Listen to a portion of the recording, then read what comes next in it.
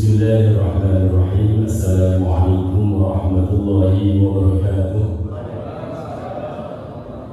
Alhamdulillah wassalatu wassalamu ala rasulillah sayyidina Muhammad ibn Abdillah la hawla wa la quwwata illa billah. Rabbana iftah bainana wa baina qaumina bil haqqi wa anta khairul fatihin. Subhanaka la ilma lana illa ma 'allamtana innaka antal alimul hakim. Wa ba'd. Bapak Ibu jamaah salat subuh Masjid Al-Ikhlas yang dimuliakan Allah Subhanahu wa taala. Alhamdulillah. Hari ini, pagi hari ini sejuk, nyaman, bahkan berasa lebih dari sejuk, dingin Pak ya. Alhamdulillah kita sudah memasuki awal tahun baru Hijriah. Walaupun sidang isbat itu sebenarnya baru nanti malam Pak. Ya, tapi dulunya bukan Ramadan jadi gagal. Iya benar. Isbat itu belum ada nama hilal tadi malam. Jadi kebanyakan kita memperingati merayakan satu Muharram nanti malam tadi malam.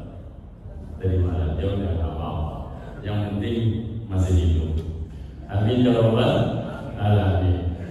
Bapak Ibu dimanapun oleh Allah Subhanahu wa taala. Kita pagi hari ini ngaji lagi aja. Nikmati dengan rasa syukur. Syukur hadirat Allah Subhanahu wa taala, kita masih diberikan nikmat panjang umur, masih diberikan nikmat sehat, masih diberikan nikmat iman Islam di dada kita. Mudah-mudahan ini adalah aset teramat sangat berharga untuk kemudian kita jaga, kita pelihara dan kita tingkatkan terus. Bersama-sama mari kita renungkan satu makalah yang saya nukilkan dari kitab Masyaikh Ibad yang korelasinya nanti dengan refleksi batin kita, refleksi jiwa atau ruhani kita. Mari kita renungkan dari Sa'ad bin Hilal radhiyallahu anhu. Ini qaulnya sahabat. Beliau mengatakan Sa'ad bin Hilal rahimahullahu, innal abda idza aznaba minallahi ta'ala manallahu alaihi bi arba'i khisalin. Bahwa sesungguhnya seorang hamba apabila berbuat dosa, maka Allah tetap memberikan anugerah kepadanya 4 macam anugerah apa? Ini biar kita rumongso Pak. Harus tahu ini, biar kita rumongso. Tahu rumongso Pak? Tahu nggak Pak? Bahasa Jepangnya tahu diri Pak. Tahu diri sama siapa? Sama Allah gitu loh. Bukan sama yang lain. Sesungguhnya seorang hamba apabila berbuat dosa, Allah tetap memberikan 4 hal yang merupakan anugerah untuk kita semua. Yang pertama, la yahjubu anhu rizqa. Yang pertama, Allah tidak menghalang-halangi kita untuk tetap dapat rezekinya, Pak. Sadar nggak itu? Bolak-balik kita maksiat, bolak-balik kita durhaka, bolak-balik kita meninggalkan kewajiban-kewajiban kita sebagai hamba. Keputus rezekinya? Enggak. Tetap Allah kasih. Kurang baik apa Allah itu sama kita? Yang kedua, wala yahjubu anhu shihah. Allah tidak menghalang-halangi untuk kita tetap sehat. Andai sekali maksiat, cabut sehatnya. Maksiat lagi, cabut lagi. Habis kita, Pak. Subhanallah. Bolak-balik maksiat tetap sehat. Wala yudhiru alaihi dzamba. Dan ini lebih dahsyat lagi. Yang ketiga, Allah tidak memperlihatkan dosanya kita. Bolak-balik berbuat maksiat, bolak-balik berbuat dosa. Untung Allah punya sifat asyattar, Pak. Tahu asyattar? Zat yang maha menutupi aib hambanya.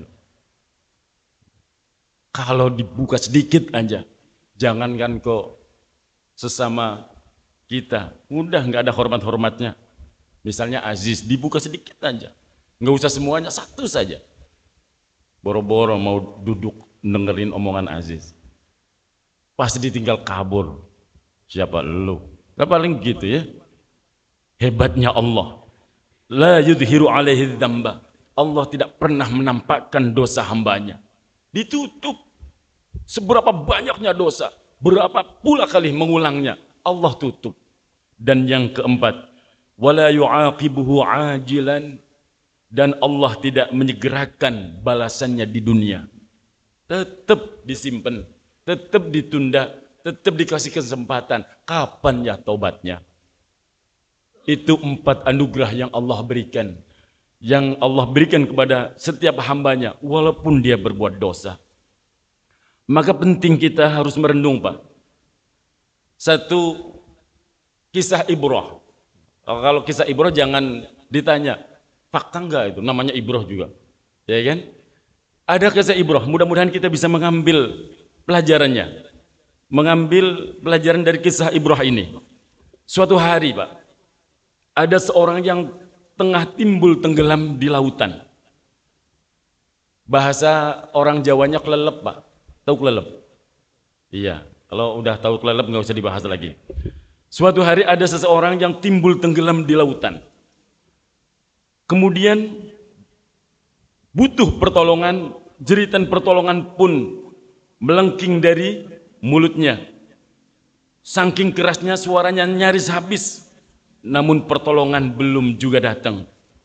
Dalam situasi seperti itu, tiba-tiba lewatlah helikopter di atasnya, melintas di atasnya. Orang tersebut tentu saja merasa gembira, pun berteriak dengan sekeras-kerasnya, berharap posisinya dilihat oleh orang yang ada di pesawat tadi. Ternyata pucuk dicinta ulam tiba. Orang di atas helikopter itu melihat dan berkenan untuk memberi pertolongan orang yang lagi kelelep tadi. Dilemparlah kepada orang yang kelelep tadi uang besar sekali, uang sekoper, Pak. Dilempar sama orang yang mau kelelep tadi. Ternyata uang itu tidak menarik. Tidak menarik untuk orang yang sudah mau kelelep. Tetap teriak minta tolong. Uang jutaan rupiah, bahkan mungkin miliaran kalau sekoper gede, Pak ya. Kan Bapak-bapak udah lihat duluan uang yang semiliar itu paling sedus Indomie itu loh. Kalau misalnya uangnya ratusan semua itu. Tidak diambilnya itu, uang yang miliaran itu. Terus berteriak, minta tolong. Kemudian dilempar lagi dengan gulungan makanan-makanan yang enak-enak sekali. Ternyata makanan yang enak dalam kondisi seperti itu pun tidak menggoda hatinya sama sekali. Untuk sekian kalinya, si orang tersebut tetap teriak minta tolong. Nggak butuh uang, nggak butuh makanan. Tetap teriak minta tolong. Teriaknya tambah jelas sekarang. Saya tidak butuh uang. Saya tidak butuh makanan. Yang saya butuhkan pelampung, kan gitu. Dalam kondisi seperti apa? Ya pelampung. Sebuah ban lah kalau bahasa gampangnya itu loh. Pelampung. Subhanallah. Kejadian tersebut harus menyadarkan kita kepada satu hadis Nabi SAW yang diriwayatkan oleh Imam Al-Baihaqi dan diambil dari sahabat Abdullah ibnu Abbas. Hadis ini marfu' yang berbunyi mal mayyit fi qabrihi illa kal ghariqil mutakhawwis. Keadaan mayit, Bapak Ibu yang rahmati Allah Subhanahu wa taala, di dalam kuburnya itu kal ghariqil mutakhawwis, digambarkan seperti orang tenggelam. Al-mutaghawwis yang sangat-sangat membutuhkan pertolongan. Yantadhiru da'watan talhaquhu min abin aw min akhin aw shadiqin, yang sangat-sangat mengharapkan, menunggu-nunggu doa dari siapa? Bapaknya, saudaranya, teman-temannya, anak turunannya. Itu, Pak. Fa idza lahiqathu kanat ahabba ilaihi minad dunya wa ma fiha.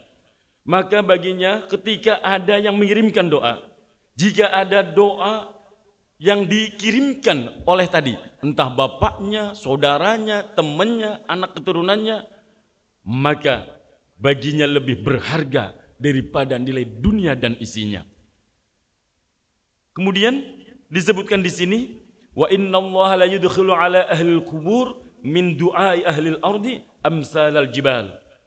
Dan Allah Subhanahu wa taala memasukkan doa dari orang hidup ke dalam kuburnya, orang-orang yang beriman yang dikirimin doa itu laksana gulungan besarnya seperti gunung-gunung yang kita lihat di dunia. Kemudian wa inna hadayal ahya lil amwati al istighfaru lahum, dan sesungguhnya hadiah terbaik, hadiah yang paling sangat indah dan ditunggu-tunggu dari orang yang hidup kepada orang yang mati itu apa? Al-istighfaru lahum. Apa itu Pak artinya? Permohonan ampunan kepada Allah untuk mereka. Nah, maka kalau kita ingat ini, mestinya harus sadar betul. Ternyata di alam kubur sana, harta tidak lagi bisa menolong.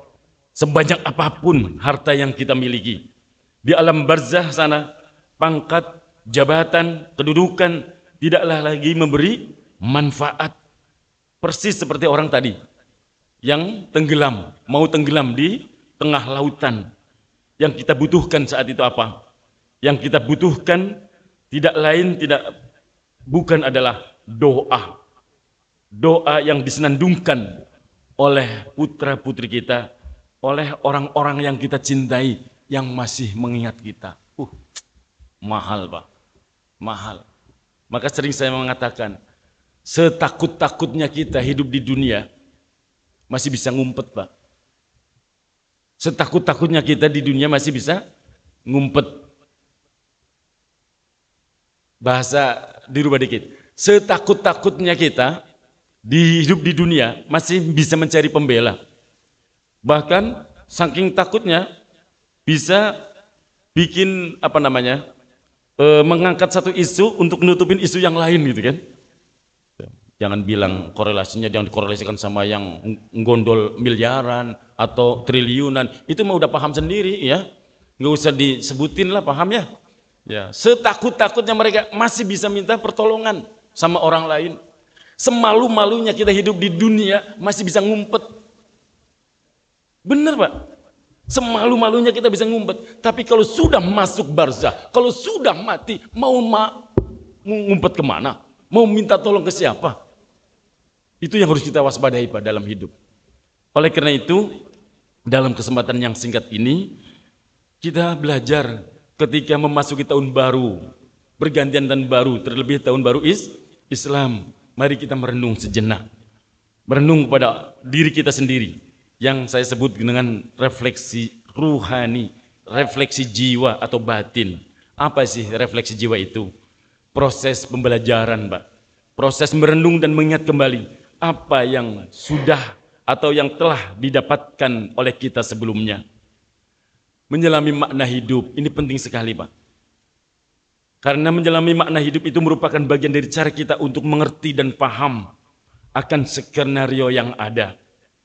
Karena setiap rangkaian dari lakon yang kita jalani itu betul-betul dengan keseriusan. Karena apa? Rabbana ma khalaqta hadza batila. Tidak ada kejadian di alam semesta ini, termasuk keberadaan kita, termasuk kejadian-kejadian yang kita jalani, itu kebetulan nggak ada Pak. Semuanya baik skenario Allah. Dan nggak boleh dianggap kebetulan, apalagi main-main.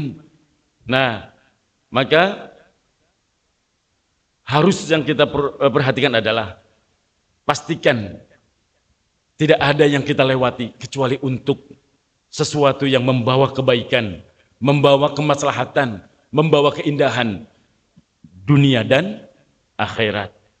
Jangan sampai naudzubillah mewariskan kesia-siaan yang berujung kepada penyesalan. Karena banyak diilustrasikan Pak.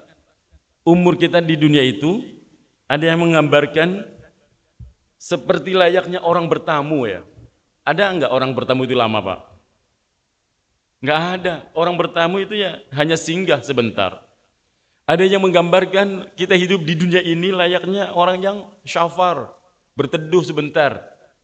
Ada enggak orang syafar, bapak-bapak nih, ibu-ibu mau mudik nih, mampir di rest area doang tuh.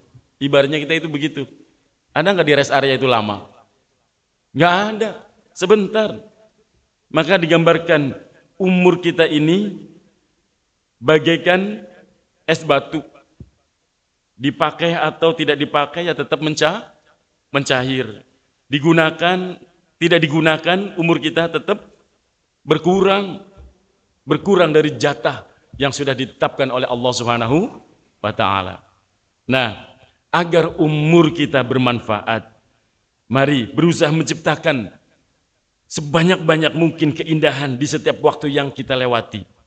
Siang, malam, mari kita ciptakan target-target besar yang ingin kita capai. Untuk apa?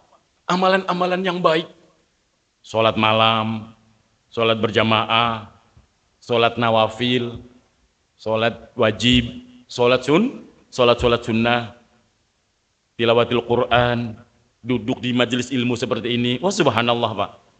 Dan mencari rezeki yang halal, itu pasti. Mencari rezeki yang halal itu harus digaris bawahi, Pak. Karena satu kalimat yang sangat indah dari Luqman Al-Hakim yang ada di dalam kitab Ihya Ulumuddin ketika ngasih nasihat kepada putranya, ya bunayya, wahai anakku, istaghni bi kasbil halali anil fakri. Kayalah kamu dari usaha yang halal, jangan engkau miskin. Tapi di garis bawahi, kayalah kamu dari usaha yang halal, jangan engkau miskin. Jangan yang penting kamu kaya, nggak peduli halal, haram enggak. Kayalah kamu dari usaha yang halal, jangan engkau miskin. Artinya apa? Mencari rezeki bagian dari ibadah. Apalagi niatnya untuk bekal dalam beribadah kepada Allah Subhanahu wa taala. Termasuk membela keluarga, anak, istri, pendidikannya, kesehatannya. Itu ibadah, Pak. Semuanya ibadah. Oleh karena itu penting. Sekali lagi, umur itu layaknya es batu yang tetap mencair walaupun tidak digunakan, tidak dipakai, tetap habis berkurang jatahnya dari yang telah ditetapkan, dimanfaatkan atau tidak dimanfaatkan. Selagi masih tersisa jatah usia kita, maka lakukanlah apa-apa, kebaikan sebanyak yang kita mampu lakukan. Sekarang sudah masuk 1446 Hijriyah. Nah, hadis ini bulan kemarin kalau tidak salah sudah saya nukil, tapi saya nukilkan pagi hari ini untuk mengingatkan kembali. Diriwayatkan dari Ibnu Hibban dan Imam At-Tirmidzi fi jami'ihi, di dalam kitab jami'nya, anna Rasulullah sallallahu alaihi wasallam qala la tazulu qadama 'abdin yaumal qiyamah hatta yus'ala an arba'in. Tidaklah bergeser kaki seorang hamba kelak di hari kiamat sehingga dia akan ditanya dari 4 perkaranya. Yang pertama, an umrihi fima afna, tentang umurnya untuk apa dia habiskan. Wa an jasadihi fima ablah, tentang badannya untuk apa dia gunakan. Wa an ilmi madza amila fihi, dan dari ilmunya yang dia pelajari, yang dia tahu, yang dia paham, untuk apa dia amalkan. Kemudian wa an malihi min aina iktasabahu wa fima anfaqahu, kemudian dari hartanya, dari mana ia dapatkan dan untuk apa dia belanjakan. Jemaah yang dimuliakan Allah Subhanahu wa taala, ternyata setiap detik, menit, jam, hari, pekan, bulan, tahun, sepanjang perjalanan hidup kita ini akan ditanyai, Pak. Diminta pertanggungjawabannya di hadapan Allah taala. Makanya mari saatnya memang kita muhasabah. Kalau pergantian tahun baru Islam ini yang diingatkan adalah hasibu anfusakum qabla an tuhasabu. Bukan hasibu ghairakum, bukan. Koreksi diri kalian, bukan mengoreksi orang lain. Pastikan, renungi yang namanya tadi refleksi itu 1445 Hijriah kemarin itu lebih banyak taatnya atau maksiatnya. Itu yang penting, Pak. Itu yang sangat penting. Mau kemana lagi sih? Kan kemarin udah saya kasih gambaran, Pak. Umur panjang, seberapa panjangnya umur kita diberi sama Allah. Ujungnya apa? Ujung dari umur panjang itu apa sih? Apa, Pak? nggak berani jawab. Ya mati, emang apa lagi? Ya kan? Nabi Ibrahim sallallahu alaihi salam pun pernah bermohon pada Allah agar umurnya dipanjangin. Ternyata sekelas Nabi ketika bermohon pada Allah, kan mestinya langsung diijabah. Itu Allah nggak langsung jawab iya atau tidak, Pak. Nabi Ibrahim alaihissalam ketika minta umurnya dipanjangkan, itu nggak langsung dijawab iya oleh Allah. Allah diamkan. Tapi Allah kemudian mengirimkan tamu datang kepada beliau. Tamunya sudah usia senja, udah sepuh. Nah, adalah budaya orang Arab pada umumnya, juga orang Indonesia sih sebenarnya sama saja. Kalau kedatangan tamu itu berusaha untuk menjamu dengan sebaik-baik jamuan. Dan menjadi hal yang umum, makanan favorit orang Arab itu apa sih? Daging, dijamu. Pakai makanan yang paling istimewa, daging. Disuguhkan dalam jamuan itu daging yang sangat enak dan istimewa. Disodorkan kepada tamu yang sudah sepuh tadi. Subhanallah, dimakanlah daging itu. Ternyata makanan yang sebegitu enak, daging yang diolah sebegitu nikmatnya, di mulutnya orang yang sudah sepuh hanya lari-lari di dalam rongga mulutnya, Pak. Tahu apa maksudnya? Bahasanya Pak Hanung itu kanyal-kanyul tok gitu loh, Pak. Nah. Karena apa? Mau gigit pakai apa? Giginya udah nggak ada. Artinya apa? Makanan seenak itu pun nggak ada nikmatnya. Tersentaklah Nabiullah Ibrahim alaihissalam. Oh, ini makna dari apa yang Allah gambarkan ketika orang minta umur panjang. Ternyata umur panjang itu Allah udah mengingatkan di dalam Al-Quran surat Yasin ayat ke-68. Silahkan dicek. Kalau salah ya dicari sendiri ya. Yang bunyinya saya yakin kalau udah dibacain hafal. Wa man nu'ammirhu nunakkisu fil khalq afala ta'qilun. Dan barang siapa aku panjangkan umurnya, maka niscaya aku kembalikan kejadiannya seperti semula. Maksudnya apa? Dulu lahir dalam keadaan bayi lemah, tidak punya kemampuan kekuatan apapun. Tumbuh, berkembang, kuat, kokoh, hebat, dari remaja, dewasa, kemudian tua. Setelah tua, lewatin tua apa, Pak? Ya, summa ja'ala min ba'di quwwatin du'fa wa syaibah. Di dalam surat Ar-Rum gitu. Kemudian aku jadikan setelah dia kuat, du'fan wa syaibah, lemah, dikasih tanda dengan tumbuhnya uban. Nah, jadi yang ubannya udah banyak itu tanda-tandanya apa? Nah, dibotak, tetap aja. Yang ubannya semakin banyak, tanda-tandanya. Hati-hati, hati-hati. Dan itu memang Allah sudah mengingatkan sekali, Pak. Oleh itu jemaah yang dimuliakan Allah Subhanahu wa taala, ada yang harus kita lakukan. Ada yang harus kita lakukan. Karena bolak-balik saya bilang, yang direfleksi itu jangan jasmaninya saja. Kita itu sering fokus merefleksi itu jasmani kita saja. Yang paling tahu biasanya mak-mak, coba dicek ya. Kalau merefleksi tubuh di tempatnya apa namanya, Pak? Ibu-ibu. Kalau merefleksi tubuh, ibu-ibu biasanya kemana? Ke salon, Bu. Ke salon ya. Kemudian direfleksi ada medicure, ngedengkur gitu kan. Macam-macam lah gitu.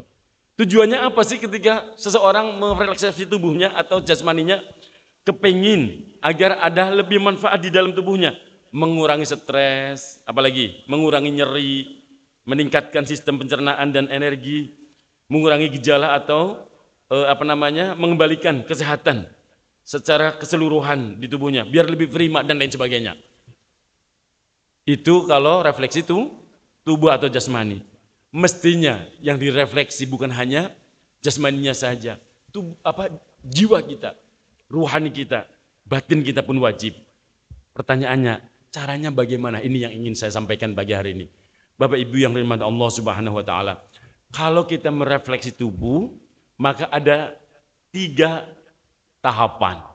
Yang pertama, at-tatahhar. Apa itu at-tatahharu? At-tatahhar itu artinya mengangkat dan membersihkan jiwa kita dari segala bentuk penyakit batin, penyakit jiwa. Emang batin banyak penyakitnya? Banyak, Pak. Hati-hati dengan penyakit ini. Kalau ada di batin kita, mumpung kita memasuki tahun baru, ayo bersih-bersihlah dari penyakit jiwa itu. Apa? Nifaq, apalagi kufur, apalagi syirik, riya, hubud dunya, atau bahasa orang sekarang nyebutnya al-wahan.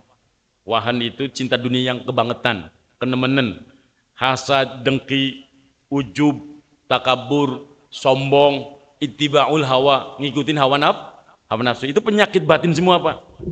Dan mau nggak mau, kalau kita pengen jiwa kita bersih, ya itu harus disapu, dibersihin dari batin kita.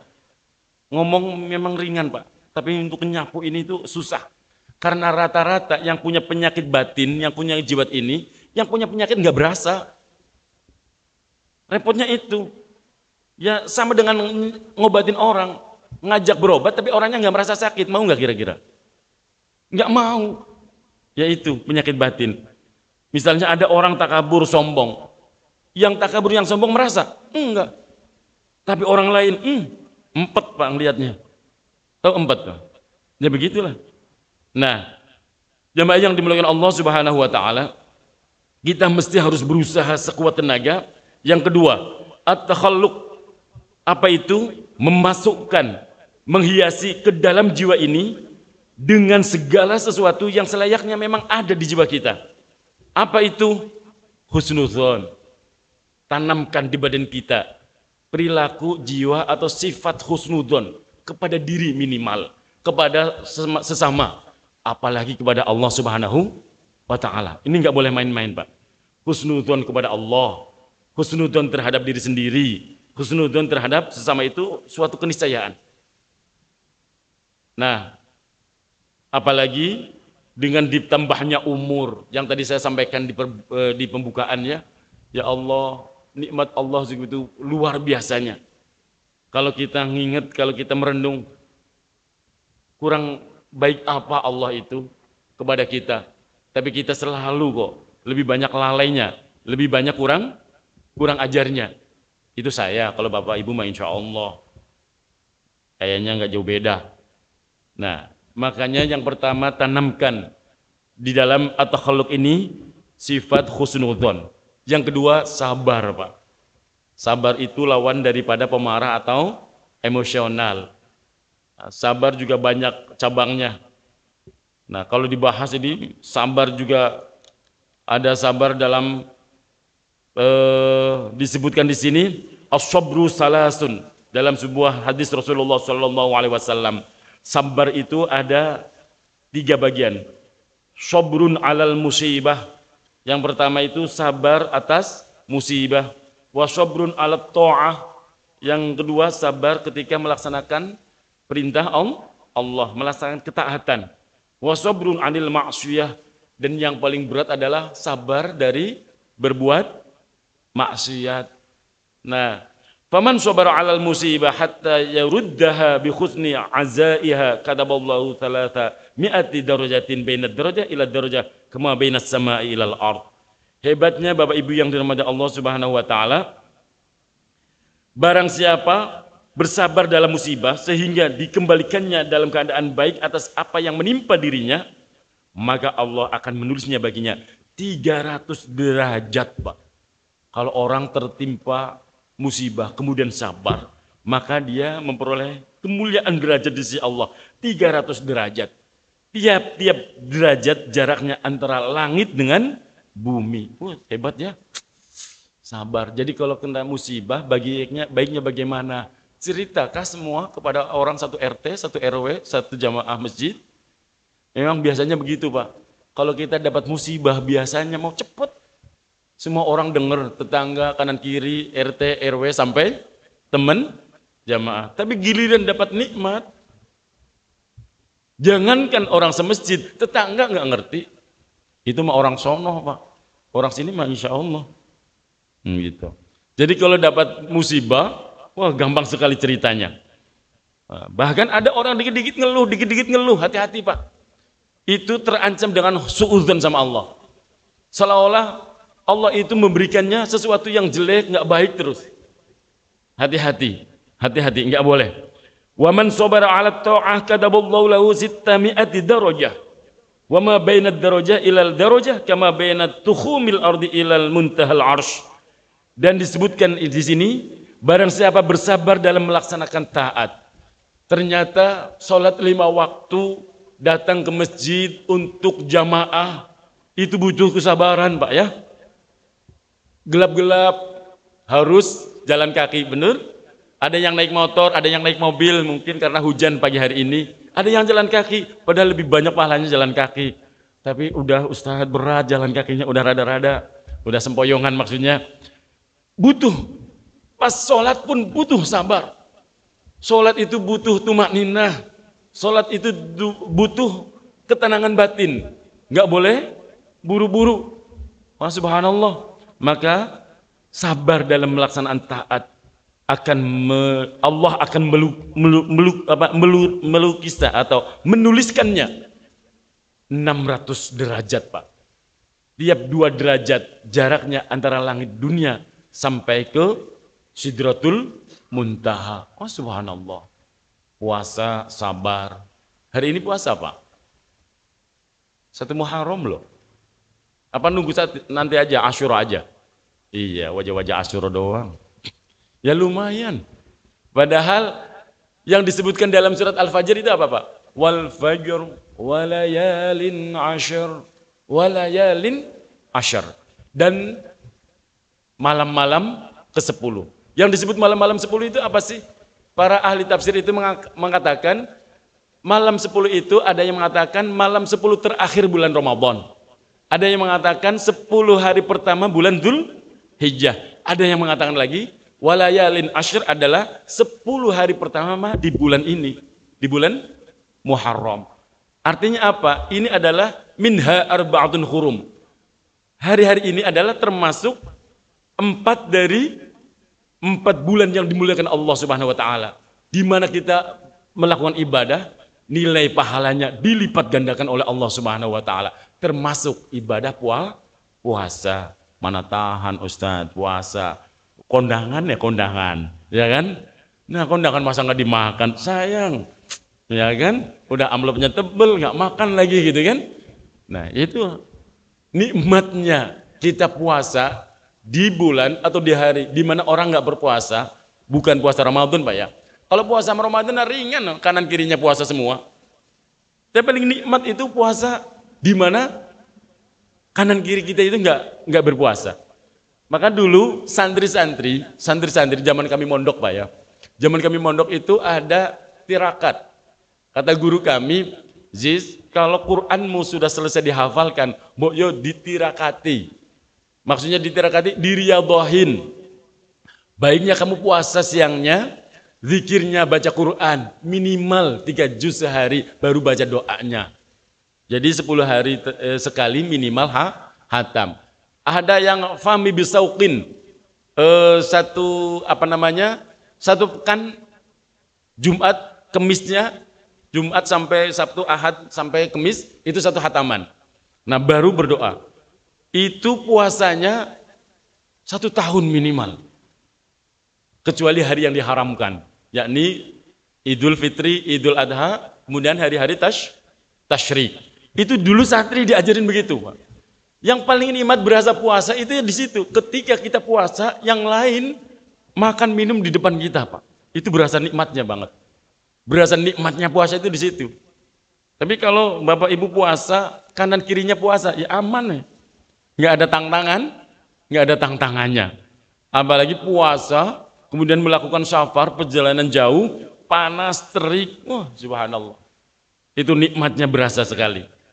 Jadi Bapak Ibu yang rahmati Allah Subhanahu wa taala, penting bagi kita melakukan ketaatan karena hadiahnya yang dijanjikan oleh Allah itu 600 derajat ketika kita sabar melakukan sabar di dalam taat. Kemudian sabar di dalam menghindarkan diri kita dari maksiat. Wa man sabara 'anil ma'siyah, dan barang siapa sabar dari menghindarkan diri untuk berbuat maksiat, kataballahu lahu 900 darajah ma baina darajah ila darajah kama baina tukhumil ardi ila muntahal arsy marratain. Nah, digambarkan barang siapa sabar menjauhi maksiat, maka Allah akan menulis baginya 900 derajat yang jarak 2 derajatnya seperti arsy 2 kali. Subhanallah. Itu hadiah untuk orang yang menghindarkan diri dari berbuat maksiat. Subhanallah, Pak. Karena hari ini untuk tidak berbuat maksiat itu ya dari dulu sampai sekarang sih, Pak. Tidak mudah memang. Tidak mudah. Karena kadang maksiat ini sekarang terang-terangan. Bahkan maksiat itu diiklanin, Pak ya. Iya, buktinya ada kalau ada konser, 1 bulan sebelum konser dilaksanakan, tersisnya udah habis, Pak. Betul, Pak. Kita sering dengar begitu kan? Subhanallah, cari tempat yang paling depan biar bisa ngelihat artisnya gitu loh. Itu kemaksiatan, maksiat diiklanin, itu hari segini. Sementara giliran kita ibadah selalu didoktrin sama kiai, sama ustadz. Sembunyi-sembunyi ya. Nggak boleh pamer. Sementara kalau saya pakainya rujukannya Asy-Syaikh Abdul Hasan Asyadili, pendiri Thariqah Sadiliyah, Pak. Beliau selalu mengatakan i'lanu bi ta'atikum idharun li ubudiyatikum kama yatadhaharu alaikum bil ma'asi. Terang-teranganlah kalian dalam berbuat taat. Dohirkan sekalian dalam ibadah kalian. Seperti mereka yang berbuat maksiat pun pamer dengan kemaksiatannya. Maksudnya apa? Untuk memberi motivasi kepada orang lain. Terus yang harus ditata apa? Nah, yang ditata di sininya. Biarin saja orang mau ngomentarin kita apa. Tumben rajin, sebodoh gitu, Pak.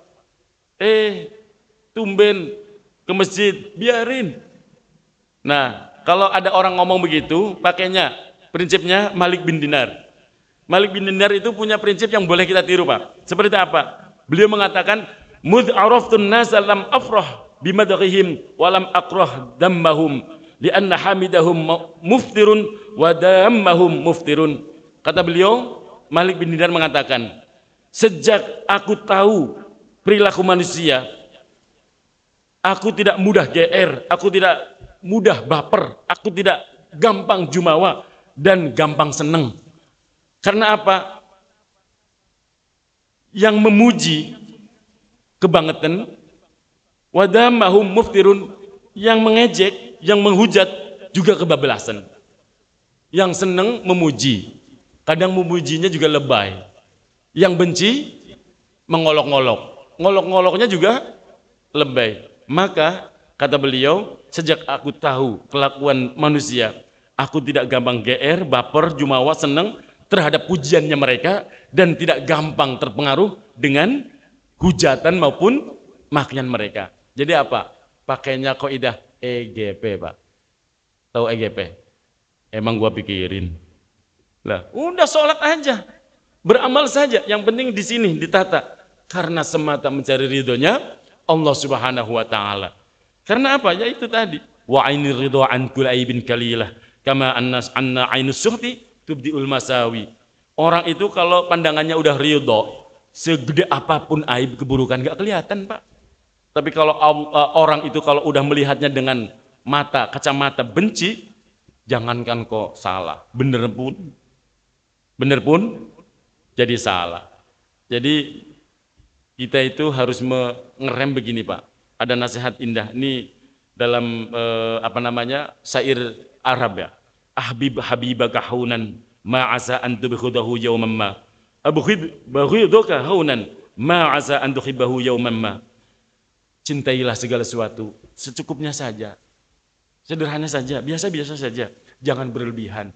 Bisa jadi yang kamu cintai sekarang kelak menjadi yang paling engkau benci. Atau sebaliknya, bencilah segala sesuatu. Ya biasa-biasa saja. Karena bisa jadi yang kau benci hari ini suatu saat akan menjadi yang paling kamu cintai. Nah, ini penting, Pak. Selanjutnya yang harus kita tanamkan ketika kita ingin menanamkan diri kita tahalluk, memasukkan, menghiasi pribadi kita di jiwa kita dengan hal-hal yang baik, maka belajarlah memasukkan sifat tawaddu, tunduk merendahkan diri di hadapan Allah Subhanahu wa taala. Tawaddu yang terpuji yaitu tawaddu seseorang kepada Allah yang tidak mengangkat diri di hadapan hamba-hambanya. Nah, tawaddu menurut Imam Al-Ghazali adalah mengeluarkan kedudukanmu atau kita dan menganggap orang lain lebih utama daripada kita. Itu sifat tawaddu. Kalau kita masih menganggap diri lebih mulia daripada orang lain, tandanya kita masih punya sifat-sifat sombong. Jadi kalau pas keluar dari rumah, yang ada di dalam batin kita, semua orang selain saya lebih baik daripada saya, lebih mulia daripada saya. Wah, itu tandanya kita sudah punya sifat tawaddu. Nah, jemaah yang dimuliakan Allah Subhanahu wa taala, kemudian tadarru. Apa itu bedanya tawaddu dengan tadarru? Kalau tawaddu itu berendah hati kepada sesama manusia. Kalau tadarru itu tunduk merendahkan diri dan kesadaran yang penuh dengan kesadaran hanya kehadirat Allah Subhanahu wa taala. Nah, ini yang harus ditanamkan. Sifat jujur yang sudah semakin hilang ya.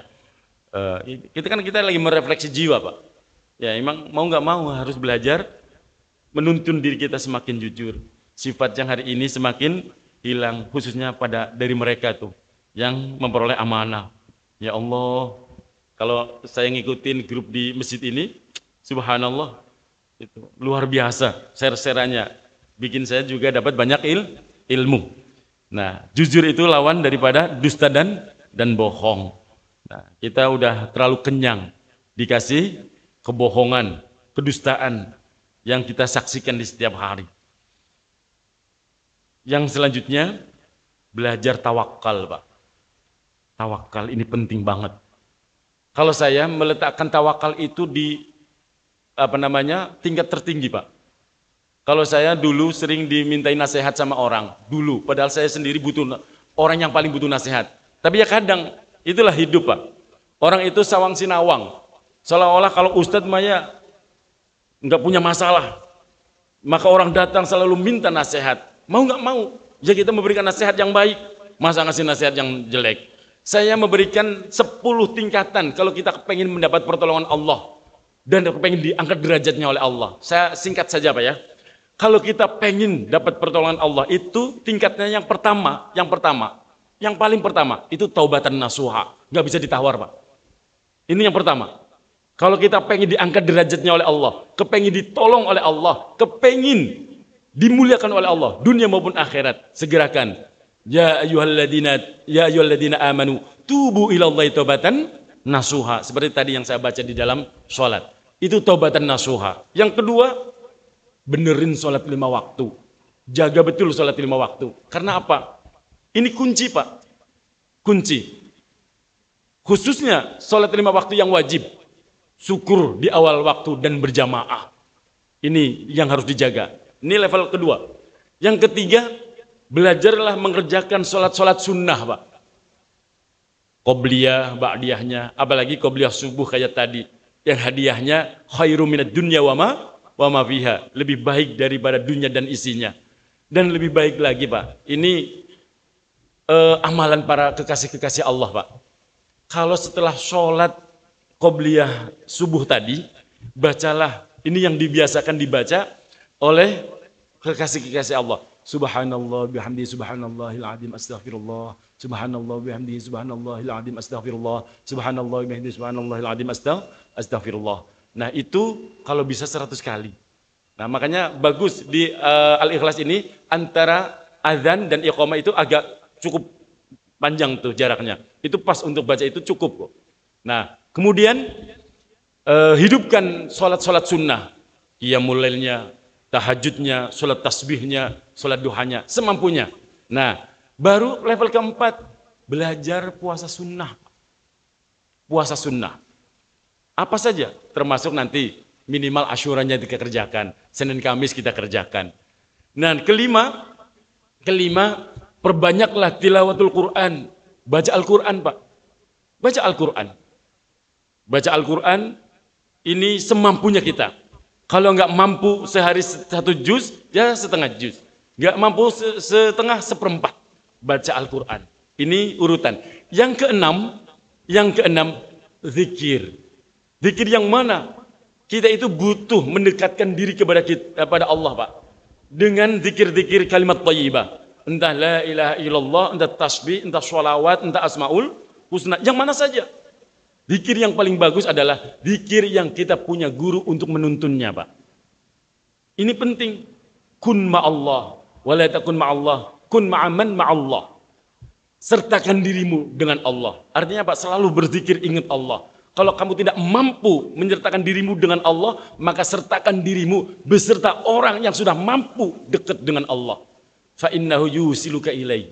Karena orang yang sudah dekat dengan Allah bisa menuntun, membimbingmu sampai kepada Allah. Itu penting. Jadi carilah zikir guru yang bisa menuntun batin kita. Caranya Pak, biasanya dalam dunia Torekoh itu ditalkin, Pak. Jadi kita itu bukan hanya sekedar ngucapin nantinya zikir la ilaha illallah, tapi garing. Tapi bagaimana la ilaha illallahnya kita nembus kolbu kita, nyambung kepada guru-guru kita, disambungkan sampai Rasulullah. Itu pentingnya talqin di dalam kalimat tauhid. Kok emang ada ajarannya? Pernah saya sampaikan di majelis ini. Yang pertama kali diajarin justru para sahabat, Pak. Ada yang berjamaah, ada yang perorangan. Di antara adalah Sayyidina Ali.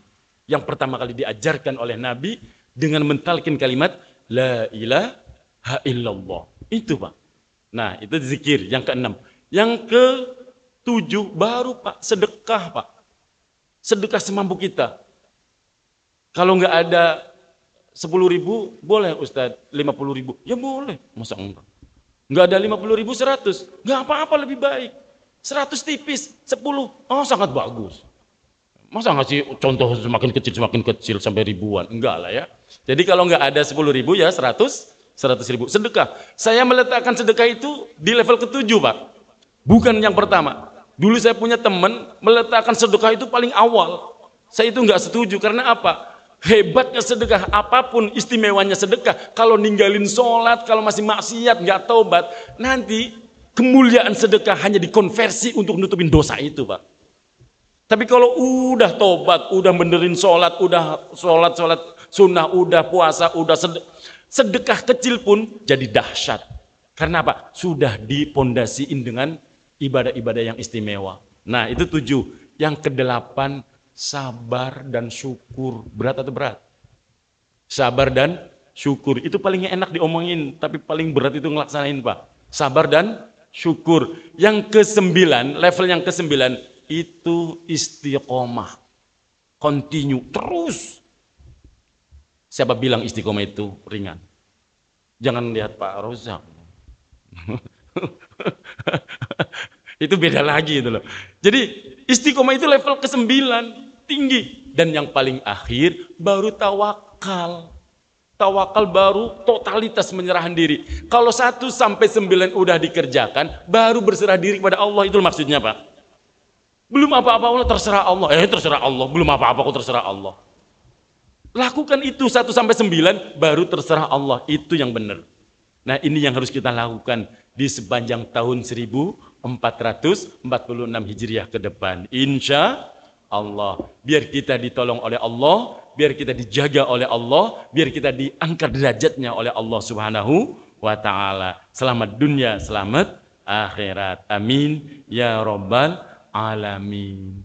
Ada yang mau bertanya, Pak? Enggak ada, langsung tutup ya. Oh iya, monggo. Iya, silakan. Bismillahirrahmanirrahim. Assalamualaikum warahmatullahi wabarakatuh. Waalaikumsalam warahmatullahi wabarakatuh. Pak Ustadz,